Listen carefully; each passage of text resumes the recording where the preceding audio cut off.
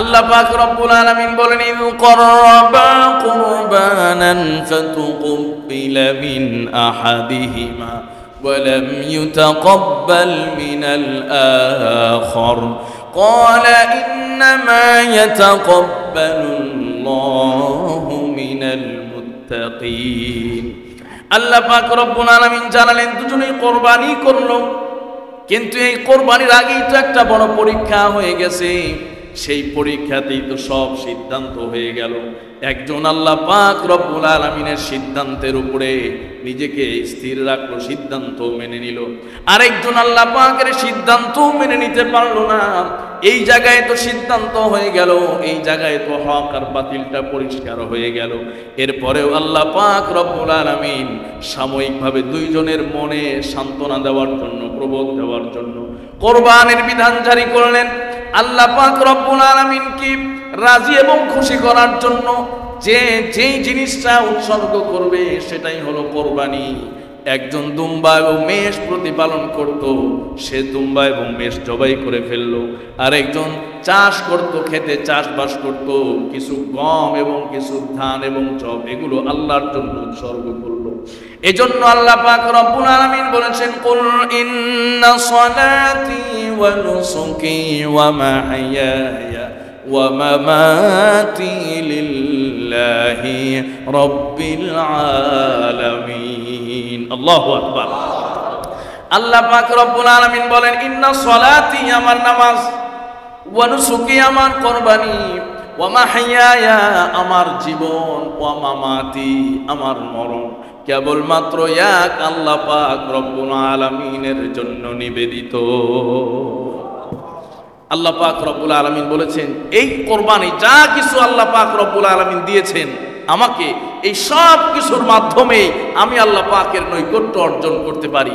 অভিধানে কোরবানি মানে হলো বান্দা যা দিয়ে আল্লাহর নৈকট্য অর্জন করতে চায়, এই সব কিছুই হলো কোরবানি। জোরে বলেন সুবহানাল্লাহ। সম্মানিত সুদী মুসল্লিয়ানে কেরাম, জিলহজ মাস শুরু হয়ে যাওয়া মানেই ইমানদারদের অন্তরে একই সাথে দুটি গুরুত্বপূর্ণ বিষয়ের চেতনা জাগ্রত হয়ে যায়।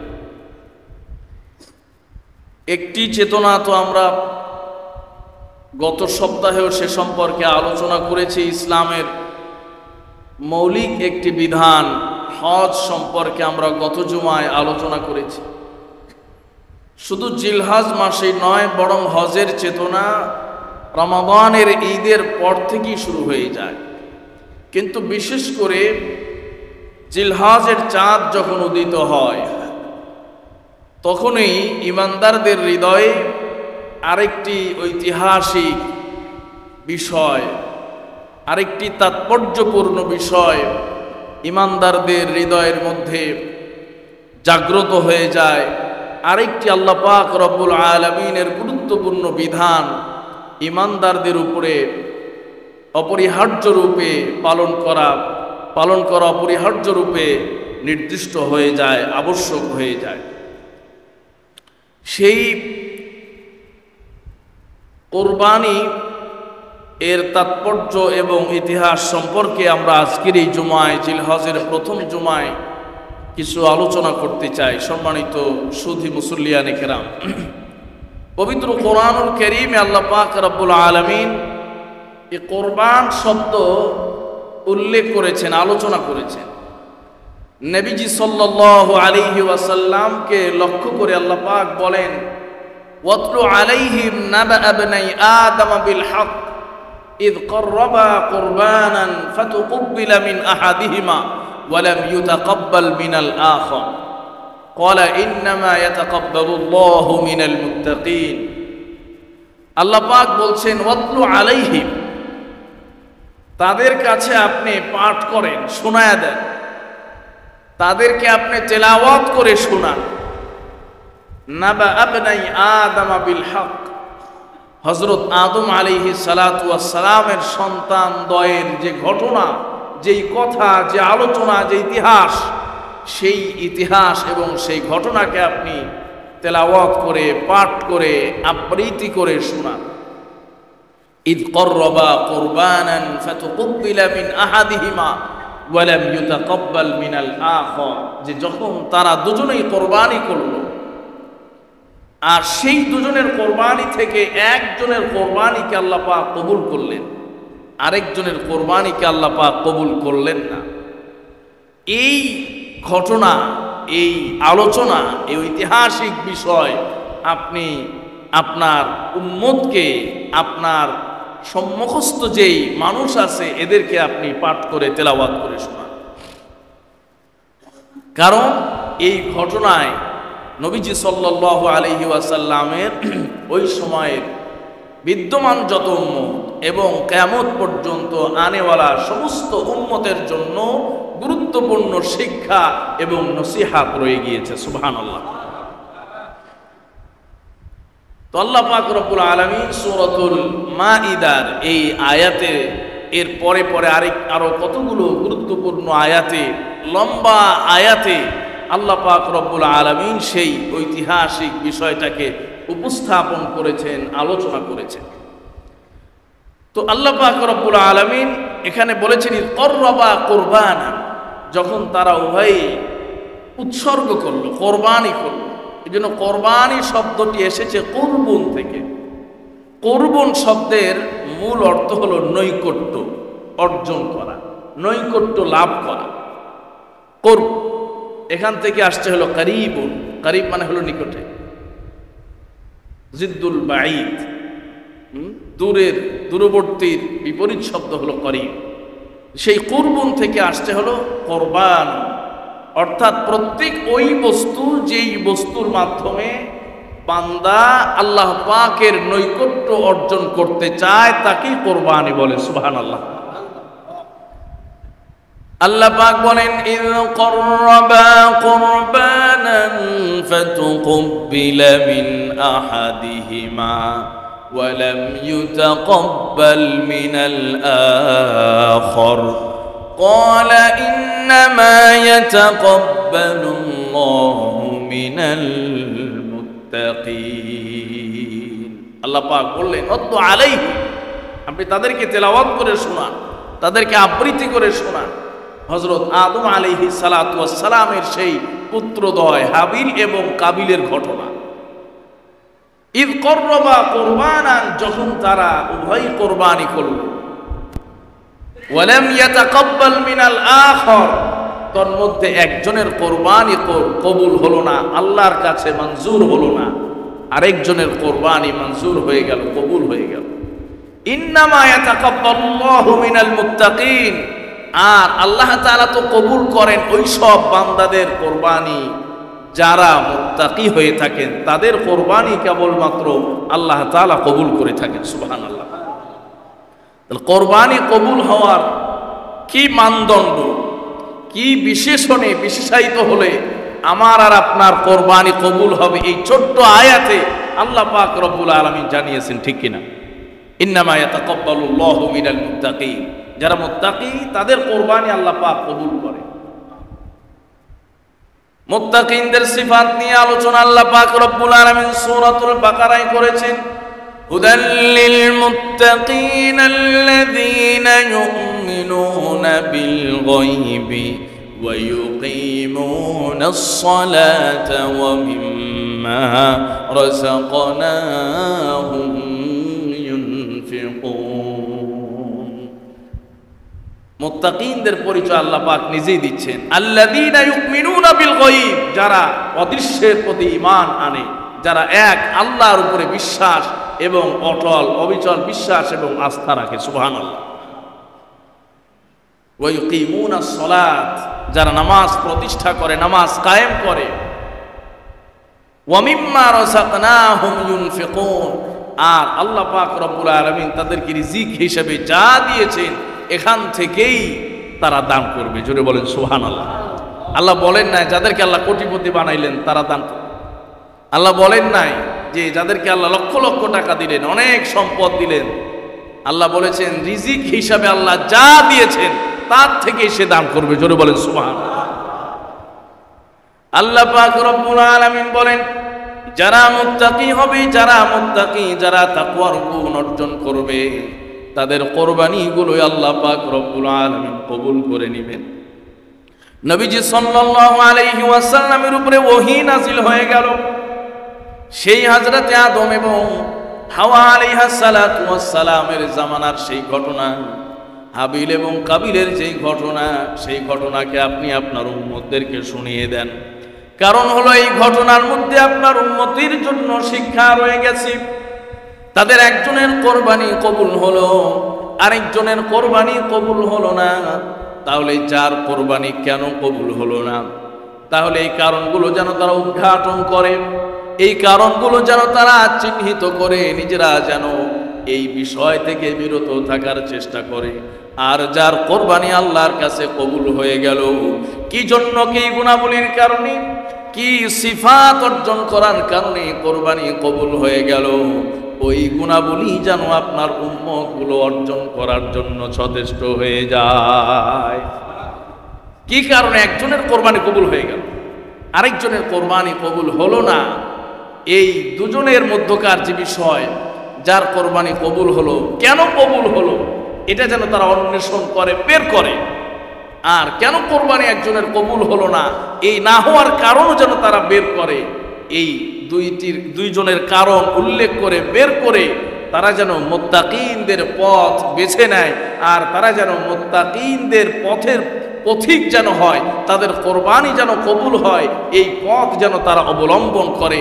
এই আয়াতে কারিমায় আল্লাহ পাক রব্বুল আলামিন এই জন্যই নবীজি সাল্লাল্লাহু আলাইহি ওয়াসাল্লামকে বললেন যে সেই প্রথম মানুষ হযরত আদম আলাইহিস সালাতু ওয়াস সালামের দুই সন্তানের কোরবানির ইতিহাস আপনি আপনার উম্মতদেরকে জানিয়ে দেন। জোরে বলেন সুবহানাল্লাহ।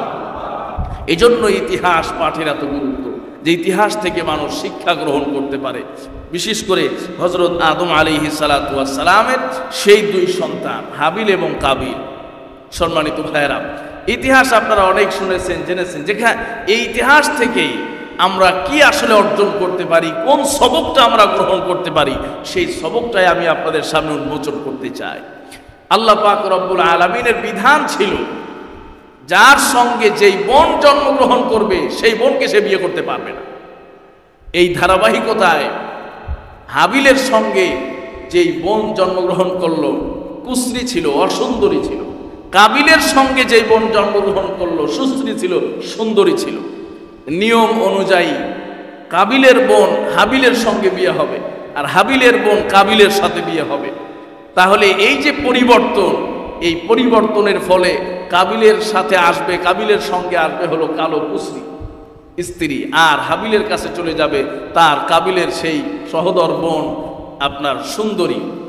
এতে করে এই যে আল্লাহ পাক রব্বুল আলামিনের একটা স্থিরকৃত সিদ্ধান্ত, সেই সিদ্ধান্তে যখন কাবিল সম্মত হতে পারল না, সিদ্ধান্তের উপরে যখন সে নিজেকে সিদ্ধান্তটা নিজে মেনে নিতে পারল না, তখনই আল্লাহ পাক রব্বুল আলামিন এই কোরবানির বিধান দিলেন যে কোরবানি করো, মানে উৎসর্গ করো। আবার পরীক্ষা দাও। কোন পরীক্ষা? যে আল্লাহর নৈকট্য অর্জনের পরীক্ষা দাও। এই নৈকট্য অর্জনের পরীক্ষায় যে উত্তীর্ণ হবে তার জন্যই সেই সুন্দরী স্ত্রী বরাদ্দ থাকবে। আল্লাহ পাক রব্বুল আলামিন বলেন, ইয ক্বাররাবা কুরবানান ফাতুকুব্বিলা মিন আহাদিহিমা ওয়া লাম ইউতাকাব্বাল মিনাল আখার ক্বালা ইন্নামা ইয়াতাকাব্বালুল্লাহু মিনাল মুত্তাকিন। আল্লাহ পাক রব্বুল আলামিন জানালেন দুজনেই কোরবানি করলো, কিন্তু এই কোরবানির আগেই তো একটা বড় পরীক্ষা হয়ে গেছে। সেই পরীক্ষাতেই তো সব সিদ্ধান্ত হয়ে গেল। একজন আল্লাহ পাক রব্বুল আলামিনের সিদ্ধান্তের উপরে নিজেকে স্থির রাখলো, সিদ্ধান্ত মেনে নিল। আরেকজন আল্লাহ পাকের সিদ্ধান্ত মেনে নিতে পারলো না। এই জায়গায় তো সিদ্ধান্ত হয়ে গেল, এই জায়গায় তো হক আর বাতিলটা পরিষ্কার হয়ে গেল। এরপরেও আল্লাহ পাক রব্বুল আলামিন সাময়িকভাবে দুইজনের মনে সান্ত্বনা দেওয়ার জন্য, প্রবোধ দেওয়ার জন্য কোরবানির বিধান জারি করলেন। আল্লাহ পাক রব্বুল আলামিনকে রাজি এবং খুশি করার জন্য যেই জিনিসটা উৎসর্গ করবে সেটাই হলো কোরবানি। একজন দুম্বা এবং মেষ প্রতিপালন করত, সে দুম্বা এবং মেষ জবাই করে ফেললো। আর একজন চাষ করত, খেতে চাষবাস করত, কিছু গম এবং কিছু ধান এবং জব এগুলো আল্লাহর জন্য উৎসর্গ করলো।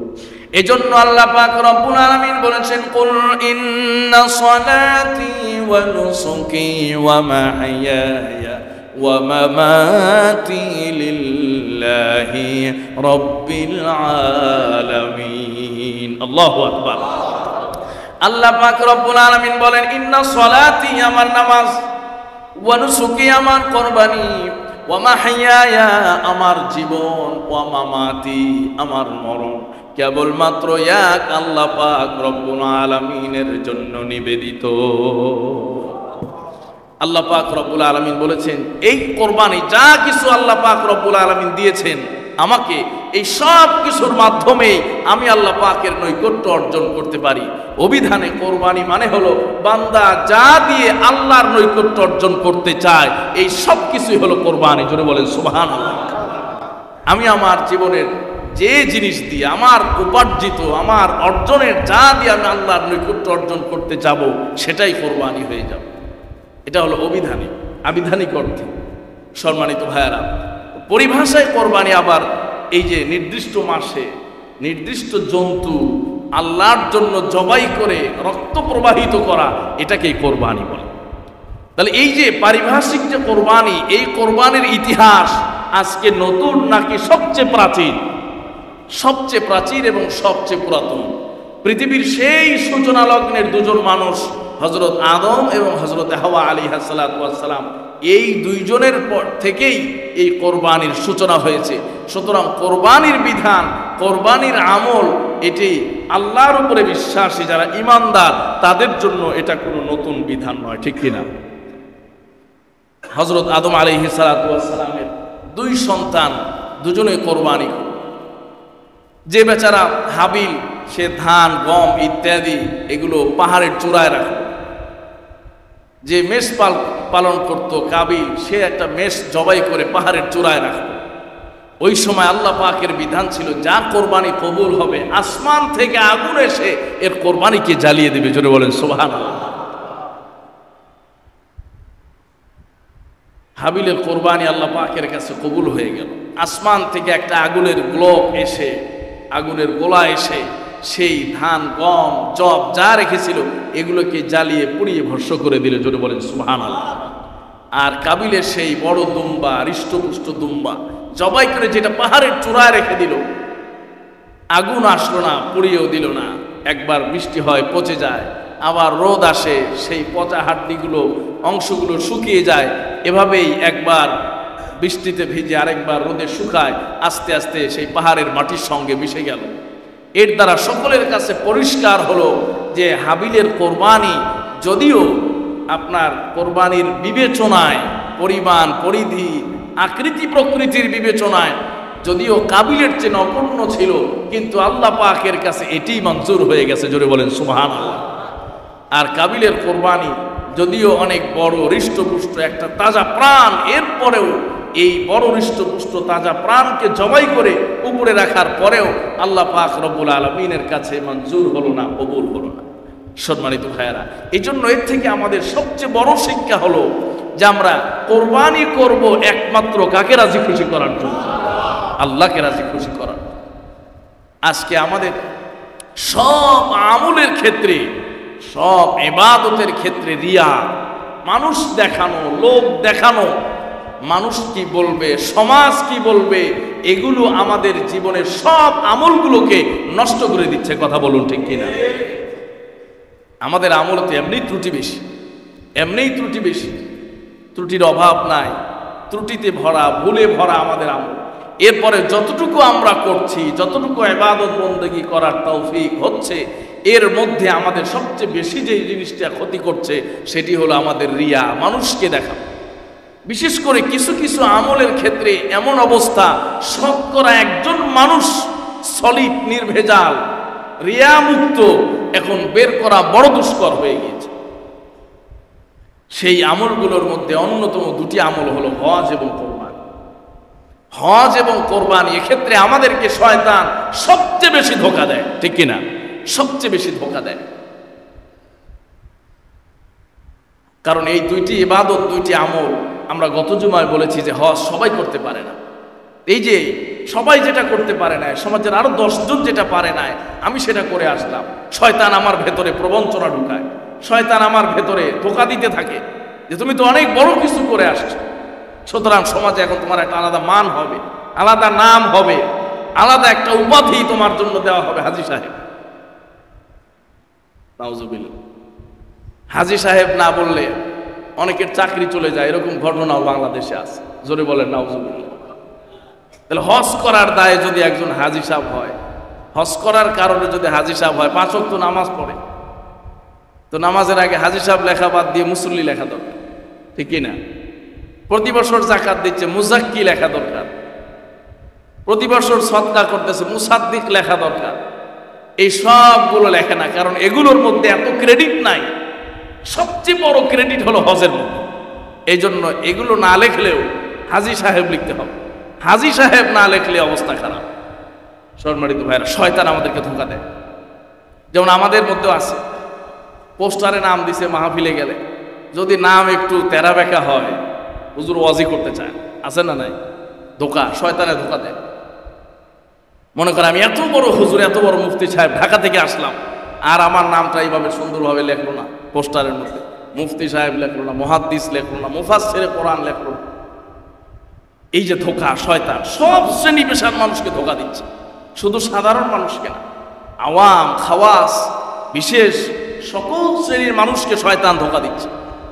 আমাদেরকেও ধোঁকা দেয়, আপনাদেরকেও ধোঁকা দেয়, সবাইকে এখন শয়তান এই যে আত্মতৃপ্তি, আত্মম্ভরিতা, এগুলোর ব্যাপারে শয়তান বেশি আমাদেরকে গাফেল করে ফেলে। সম্মানিত ভাইয়েরা, এই জন্য বলছিলাম যে কোরবানি আর হজ গুরুত্বপূর্ণ আমল। এক্ষেত্রে আমরা যেন ইখলাসের সাথে কাজ করি। আল্লাহ পাক রব্বুল আলামিন এই কোরবানির জন্তু কত বড়, পশু কত বড়, এগুলো দেখেন না। আর আমরা এই জায়গা থেকে বের হয়ে আসতে পারি না, এই জায়গা থেকে আমরা বের হতে পারি না। প্রত্যেকের কথা, হুজুর এই বছর একা কোরবানি দিতে পারছি না, তাই দিচ্ছি না। অথচ কোরবানি তার উপরে অজীব, চাইলে সে 15,000, 10,000, 20,000 টাকা দিয়ে ছোট্ট একটা কোরবানি কিনে অজীব আদায় করতে পারে। তিনি মনে করেন যে না, এটা আমার প্রেস্টিজের খেলাফ, আমার মর্যাদার খেলাফ। আসলে এই কোরবানির ক্ষেত্রে শয়তান আমাদেরকে ধোঁকায় ফেলে। আমরা যদি সেই ইতিহাস স্মরণ করি যে হযরত হাবিলের যে কোরবানি, সেই কোরবানি কিন্তু খুব স্বল্প, জীর্ণ শীর্ণ ছিল, খুবই অল্প। আর কাবিলের কোরবানি কিন্তু অনেক বড় ছিল, হৃষ্টপুষ্ট ছিল, একটা তাজা প্রাণ। কিন্তু আল্লাহ পাক রব্বুল আলামিন মুত্তাকির ইবাদতই কবুল করেন, কোরবানি কবুল করেন। যে লোক দেখানোর জন্য করে তারটা আল্লাহ কবুল করেন না। এই জন্য তাকওয়ার সাথে আমার সামর্থ্য অনুযায়ী আমি যতটুকু পারবো অতটুকুই করব, আল্লাহ পাক কবুল করে নেবেন। কথা বলেন ঠিক কিনা? এই জন্য আমরা নিয়তকে খালেস করি, নিয়তকে আমরা খাঁটি করার চেষ্টা করি। সম্মানিত ভাইয়েরা, এই জন্য সবাই নিয়তকে খালেস করা, নিয়তকে খাঁটি করা। আল্লাহ পাক রব্বুল আলামিন বললেন, যারা মুত্তাকি, যারা তাকওয়াওয়ালা, তাদের এটাই আমি আল্লাহ গ্রহণ করে থাকি। কে বড় কিনলো, কে ছোট কিনলো, কারটার দাম কত বেশি, কারটার মূল্য কত বেশি, কে একটা দিল নাকি দুইটা দিল, সেটা আমি আল্লাহ লক্ষ্য করি না। আমি কেবলমাত্র তোমাদের অন্তরের বিষয়টাকে দেখি। দেখেন আল্লাহ পাক রব্বুল আলামিন কত মেহেরবানি করলেন এই উম্মতের উপরে।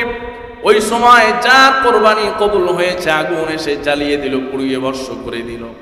আজকের এই সময় যদি আমাদের জন্য এই বিধান থাকতো, আমি আর আপনি কোরবানি করে বাসার সামনে রেখে দেব, আগুন এসে আমার কোরবানিটাকে জ্বালিয়ে দিবে, আমার মনে হয় আমার কোরবানিটাও মনে হয় আগুন এসে জ্বালাইতো না, ঠিক কিনা?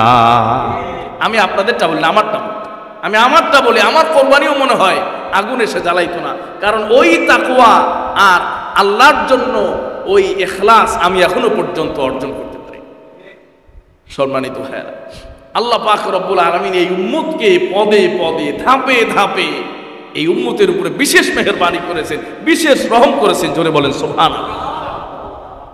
চিন্তা করেন না কেমন হইতো, ঘরের দরওয়াজায় গরু পড়ে থাকতো 1 সপ্তাহ, আর এই গরু আগুনে এসে পুড়াইতো না, গন্ধে পচে গন্ধ বের হয়ে যেত, ফুলে ফেপে একদম দুর্গন্ধ ছড়িয়ে পড়তো, বাসায় থাকতে পারতাম না।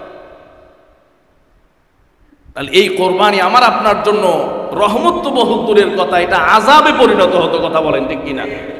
আযাবে পরিণত হতো যদি আল্লাহর রহমতের আগুন এসে, আল্লাহর মাকবুলিয়াতের আগুন এসে আমার কোরবানিকে যদি না জ্বালিয়ে দিত।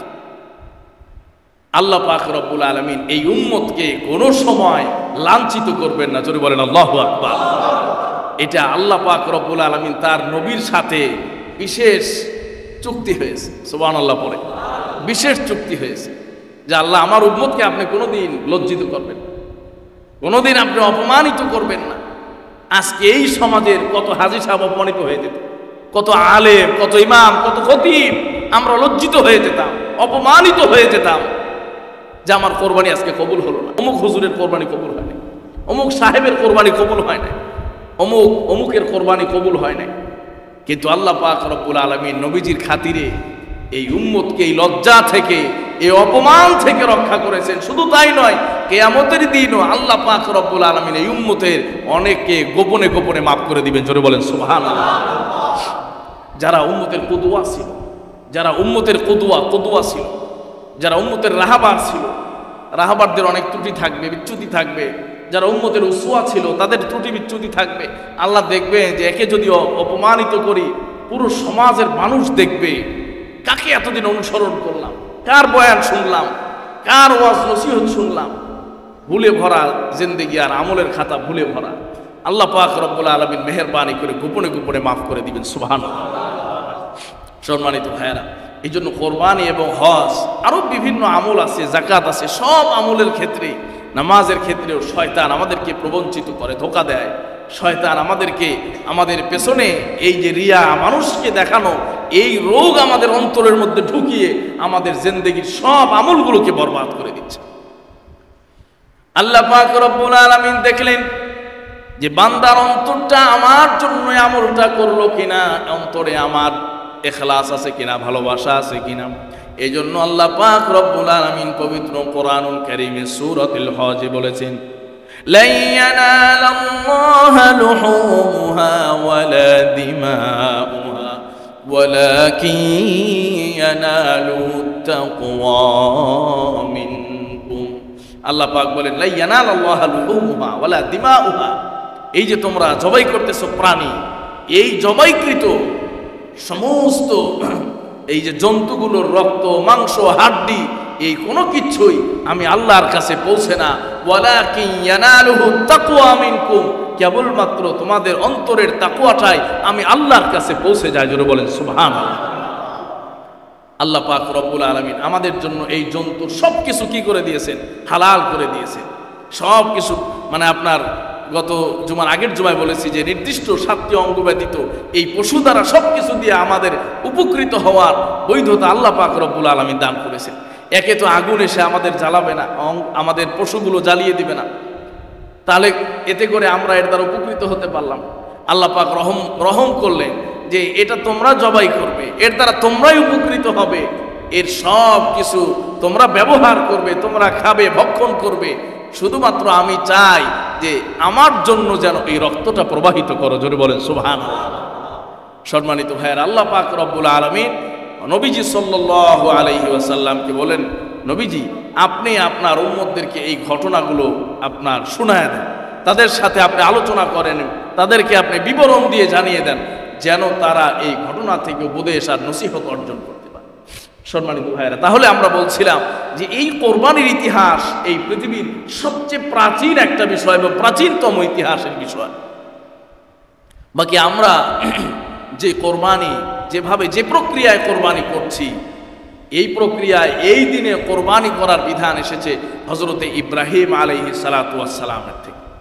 হযরত ইব্রাহিম আলাইহিস সালাতু ওয়াস সালাম 86 বছর বয়স, জীবনের একটা লম্বা সময় হযরত ইব্রাহিম আলাইহিস সালাম নিঃসন্তান কাটিয়ে দিয়েছেন, কোনো সন্তান নাই। হযরত ইব্রাহিম আলাইহিস সালাতু ওয়াস সালাম মিশর থেকে হিজরত করে গিয়েছিলেন কোথায়? মাদায়েনে।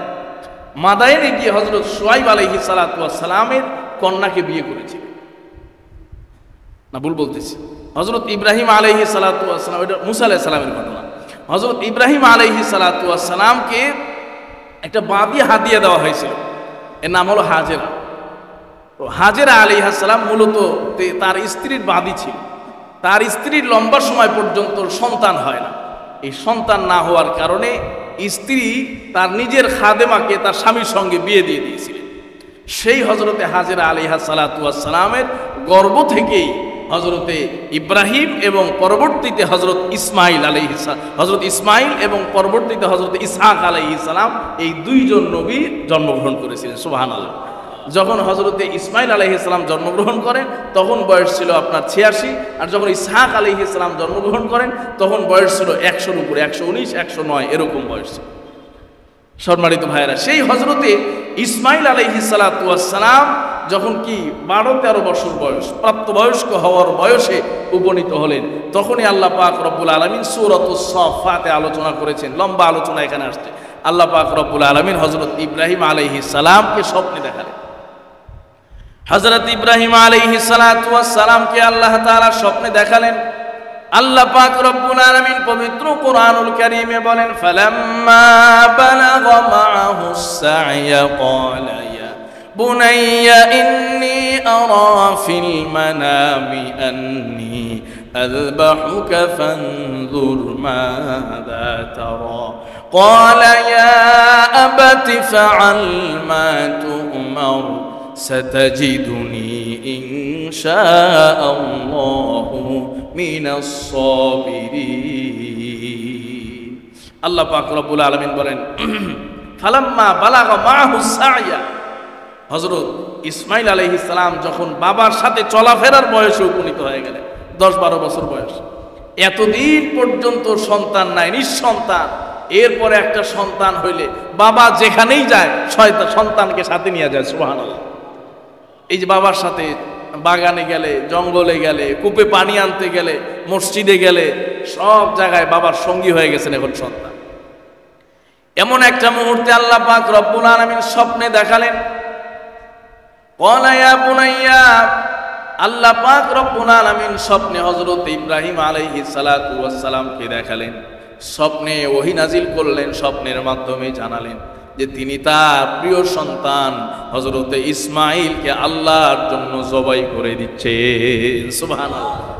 হযরত ইসমাইল আলাইহিস সালামকে আল্লাহর জন্য জবাই করে দিচ্ছে। হযরত ইব্রাহিম আলাইহিস সালাম নবী ছিলেন, নবীদের স্বপ্ন হলো নবীদের জন্য ওহী। আমাদের নবীজি সাল্লাল্লাহু আলাইহি ওয়াসাল্লামের উপরে অনেক স্বপ্নযোগে ওহী নাজিল হয়েছে, আর সেই ওহীর সূচনাও কিন্তু স্বপ্নের মাধ্যমেই শুরু হয়েছে। নবীজি সাল্লাল্লাহু আলাইহি সাল্লামের স্বপ্ন যুগে ওহীর সূচনার মানে ওহী স্বপ্নে দেখলেন এমন কিছু স্বপ্ন যেগুলো বারবার সত্য হচ্ছিল, প্রমাণিত হচ্ছিল। এর 6 মাস পরে নবীজি সাল্লাল্লাহু আলাইহি সাল্লাম গারে হেরায় ইকরা বিসমি রাব্বিকাল্লাযী খলাক, এই কোরআনের অবতরণ শুরু হয়ে গেল। সুবহানাল্লাহ। এজন্য নবীদের স্বপ্ন ওহী, নবীদের স্বপ্ন ঠিক বাস্তবে ওহীর মতো। স্বপ্নে যেটা আল্লাহ পাক প্রক্ষিপ্ত করেন এটাও নবীদের জন্য পালনীয়, অপরিহার্য ওহী হিসাবে নির্দিষ্ট হয়ে যায়। সুবহানাল্লাহ। সম্মানিত ভাইয়েরা, হযরত ইব্রাহিম আলাইহিস সালাম স্বপ্নে দেখলেন তিনি তার প্রিয় পাত্র হযরত ইসমাইলকে জবাই করতেছেন। এখানে অনেক আলোচনা অনেকে এভাবে করেন যে হযরত ইব্রাহিম আলাইহিস সালাম কি জবাই করবেন, কি কোরবানি করবেন, বারবার তিনি কি করতেছিলেন, এটা করতেছিলেন, সেটা করতেছিলেন। তো এই আলোচনার সাথে আমি একমত হতে পারি না। হযরত ইব্রাহিম আলাইহিস সালাম তো এমন মানুষ যিনি নিজেকে আগুনে নিক্ষিপ্ত করে এর আগেই পরীক্ষায় পাশ হয়ে আসছেন। কথা বলেন ঠিক কিনা?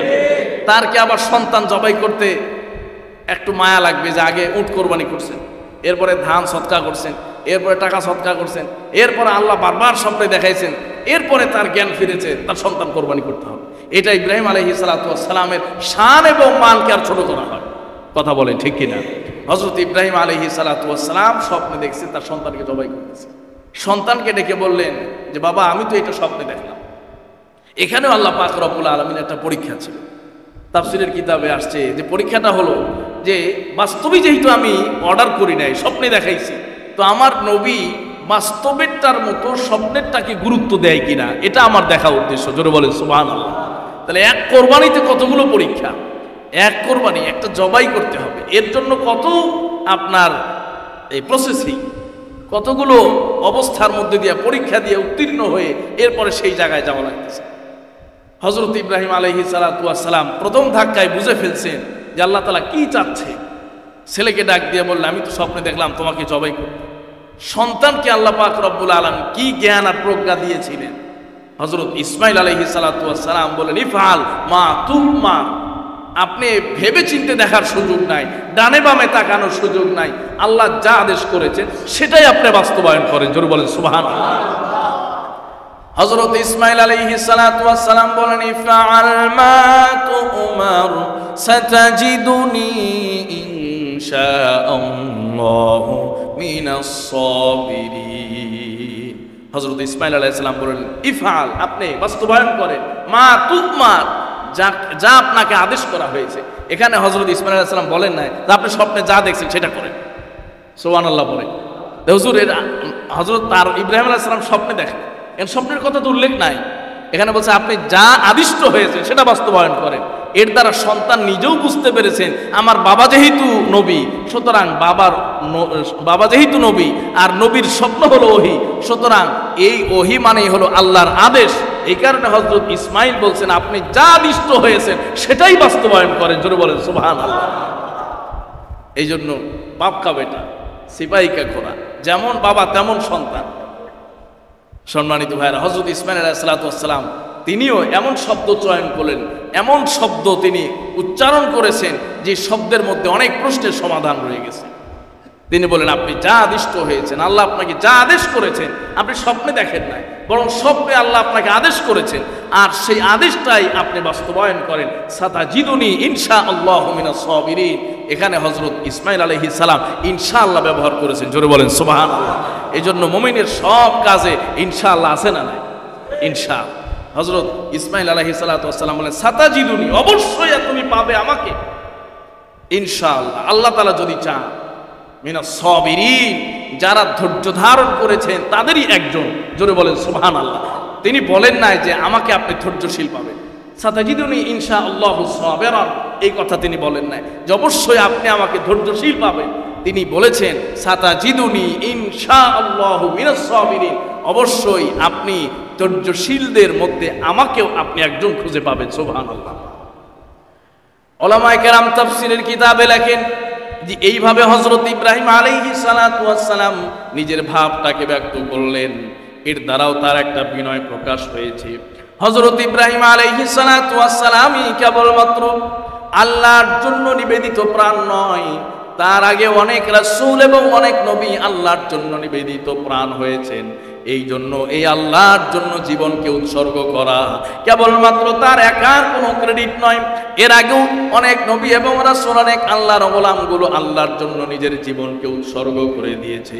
এই জন্য তিনি এমনভাবে কথাটাকে ব্যক্ত করেছেন আর বলেছেন এই পৃথিবীর জমিনে যারা আল্লাহর জন্য জীবন উৎসর্গ করেছে, যারা ধৈর্য ধারণকারী ছিল, সেই ধৈর্য ধারণকারী বান্দাদের মধ্যে আমি ইসমাইল একজন হয়ে যাব।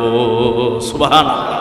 আমি ইসমাইল একজন সেই ধৈর্যশীলদের অন্তর্ভুক্ত হয়ে যাব, আমাকে আপনি সেই ধৈর্যশীলদের কাতারে পেয়ে যাবেন।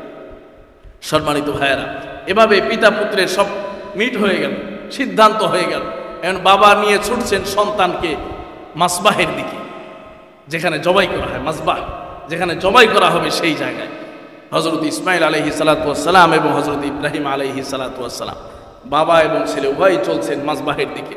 পেছন থেকে শয়তান ধোঁকা দেওয়া আরম্ভ করছে, জানো তোমার বাবা কোথায় নিয়ে যায়, তোমাকে জবাই করার জন্য নিয়ে যাচ্ছে। বারবার বিরক্ত হলো সন্তান যে আমার বাবা যে কাজে নিয়ে যাচ্ছেন সেই কাজই হলো এখন আল্লাহ পাকের সবচেয়ে বড় আদেশ। জোরে বলেন সুবহানাল্লাহ। সেই আদেশ পালনে শয়তান আমাকে ব্যাহত করছে, শয়তান আমাকে ধোঁকা দিচ্ছে। হযরত ইসমাইল আলাইহিস সালাতু ওয়াস সালাম পাথর দিয়ে ঢিল নিক্ষেপ করা শুরু করেন। আল্লাহু আকবার। আল্লাহ পাকের কাছে প্রিয় হয়ে গেছে, আল্লাহ পাকের কাছে বড় পছন্দ হয়ে গেছে। এজন্য যারাই সেইখানে যায়, যাওয়ার পরে শয়তানকে ঢিল মারার আমল আছে না নাই? সম্মানিত ভাইয়েরা আমার, হযরত ইসমাইল এবং হযরত ইব্রাহিম আলাইহিস সালাম পিতা এবং পুত্র মাসবাহে চলে গেল। যাওয়ার পরে বাবা এবং ছেলে কি আপনার হৃদ্যতা, ভালোবাসা, মহব্বত। বাবা ছেলে বাবাকে প্রবোধ দিচ্ছে, বাবা ছুরি ধার দিয়ে নেবেন খুব ভালো করে, যেন কষ্ট না হয়। আবার হাত পাগুলো বেঁধে নেবেন যেন হাত পা ছুটে গিয়ে আপনার শরীরে না লাগে, কারণ আমার পা যদি আপনার শরীরে লাগে বাবার সঙ্গে বেয়াদবি হয়ে যাবে। জোরে বলেন সুবহানাল্লাহ। তাহলে একজন নবীর থেকে আমরা এই সময় যেই সময় তিনি তার প্রাণকে বিসর্জন দিয়ে দিচ্ছেন, প্রাণকে কোরবান করে দিচ্ছেন, ওই সময়ও বাবার প্রতি, বাবার ইজ্জতের প্রতি, বাবার তাজিমের প্রতি, বাবার সম্মানের প্রতি কি খেয়াল করেছেন? জোরে বলেন সুবহানাল্লাহ। আজকে আমরা সন্তানেরা কি, সন্তান জীবন দিয়ে দিচ্ছে, এরপরেও বাবার যে সম্মান, ইজ্জত, তাজিম, এটা তিনি ভুলেন নাই। হযরত ইব্রাহিম আলাইহিস সালাতু ওয়াস সালাম বললেন, তিনটা বড় বড় গুণ আমি অর্জন করেছিলাম, তিনটা বড় বড় সিফাত আমি অর্জন করেছিলাম, এই জন্য আল্লাহ পাক আমাকে খলিলুল্লাহ উপাধি দিয়েছেন। সুবহানাল্লাহ। হযরত ইব্রাহিম বললেন যে জিসমি ফিন নিরান, আমার প্রথম পরীক্ষা ছিল যে নমরুদের অগ্নিকুণ্ডে আমার শরীরটাকে আমি বিছিয়ে দিয়েছিলাম, আমি নিজেকে সেই অগ্নিকুণ্ডে নিজেকে নিক্ষিপ্ত করেছিলাম, আমি তার আগুনকে ভয় পাই নাই। জোরে বলেন সুবহানাল্লাহ। এরপরে ওয়ালাদি ফিল কুরবান, আমাকে আল্লাহ লম্বা সময় পরে একটা সন্তান দিয়েছিলেন, সেখানেও আল্লাহ পরীক্ষা নিলেন, আমার সন্তানকে কোরবানি দিতে হবে।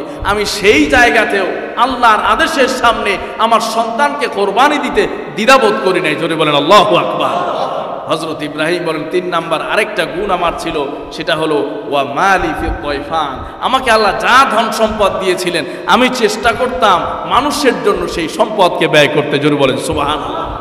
আমি মেহমান ছাড়া কোনোদিন খানা খাইতাম।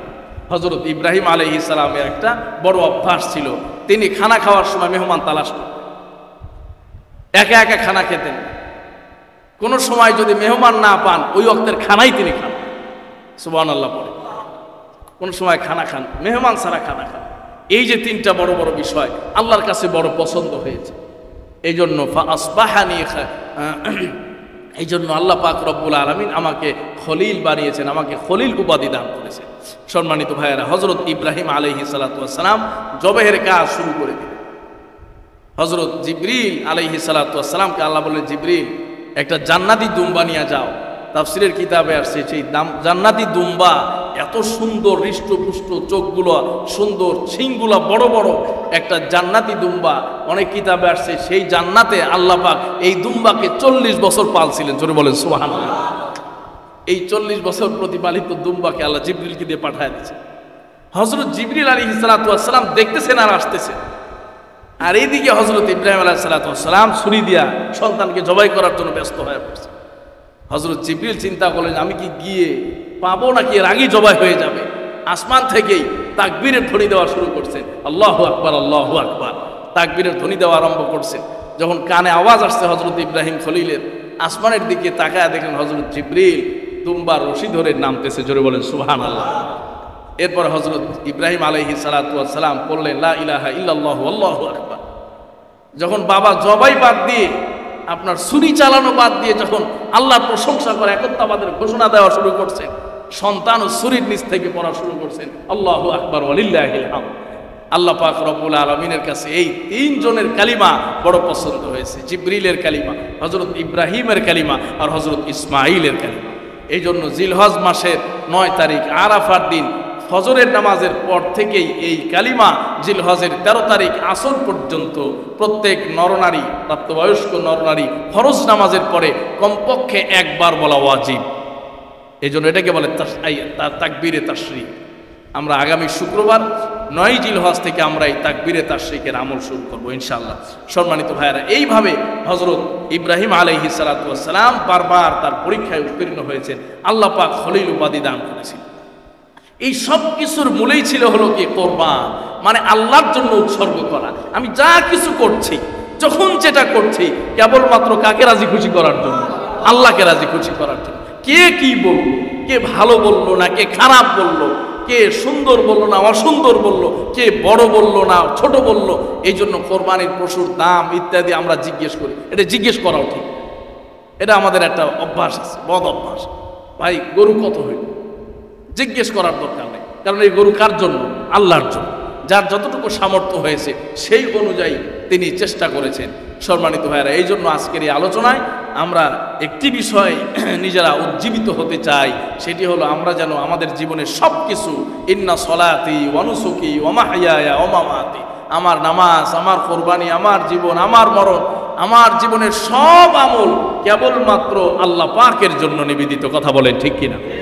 সম্মানিত ভাইয়েরা, আপনারা জেনেছেন জিলহজের চাঁদ উঠে গেছে। আগামী শনিবার মানে আগামী আরেকটি জুমা আমরা পাচ্ছি আলহামদুলিল্লাহ। আগামী শুক্রবারের পরের দিন শনিবার ইনশাল্লাহ ঈদুল আজহা উদযাপিত হবে।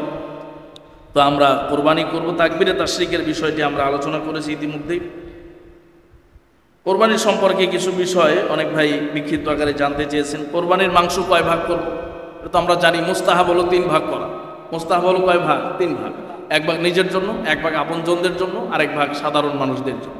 এই জায়গায় আমরা অবশ্যই আগামী জুমাতে আমরা বলবো ইনশাল্লাহ বিস্তারিতভাবে। এই জায়গায় অবশ্যই আমরা কি করবো, একটু উদারতার পরিচয় দিয়ে যারা কোরবানি লাখ টাকা দিয়ে কিনতে পারেন সারা বছর গরুর মাংস কিনেও খেতে পারেন। এই জন্য এটা ফ্রিজ জাত করার জন্য চিন্তায় আমরা না থাকি। হ্যাঁ, এই জন্য আমরা ওই দিন বিলি করব এই মানসিকতা রাখি। চামড়া কি করব?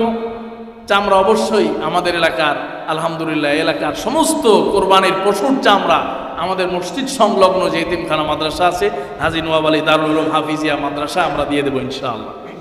প্রতি বছরই এখানে আমরা এ ব্যাপারে আপনাদের ভালোবাসা আন্তরিকতা আমরা প্রত্যক্ষ করতেছি আলহামদুলিল্লাহ। গত বছর আমাদের পাশে যে রাস্তা, এই রাস্তা খারাপ হওয়ার কারণে আশপাশে অনেক রাস্তা খারাপ ছিল, এ কারণে আমাদের কিছু সমস্যা হয়েছে, কিছু চামড়াও কম এসেছে।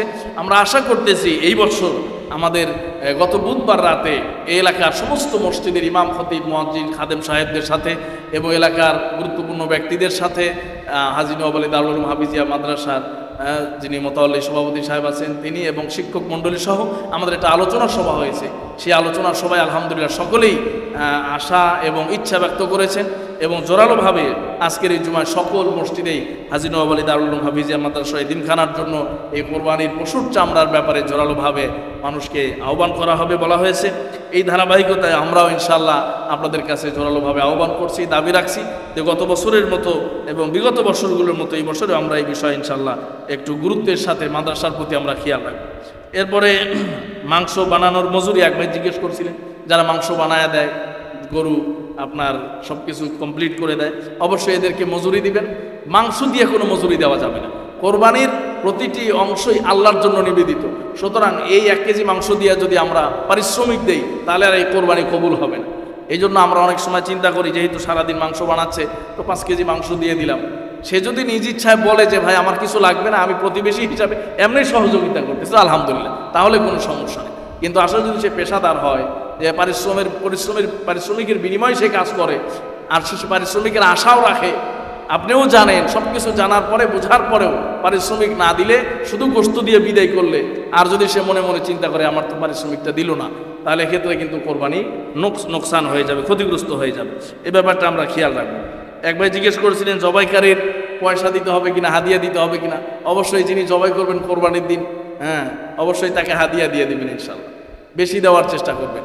হ্যাঁ, আমাদের মসজিদের মুয়াজ্জিন সাহেব জবাই করেন, খাদেম সাহেব জবাই করেন, উপরের মাদ্রাসার হাফেজ সাহেবরা জবাই করেন, অনেক মাদ্রাসার তালবে ইলমরা জবাই করেন।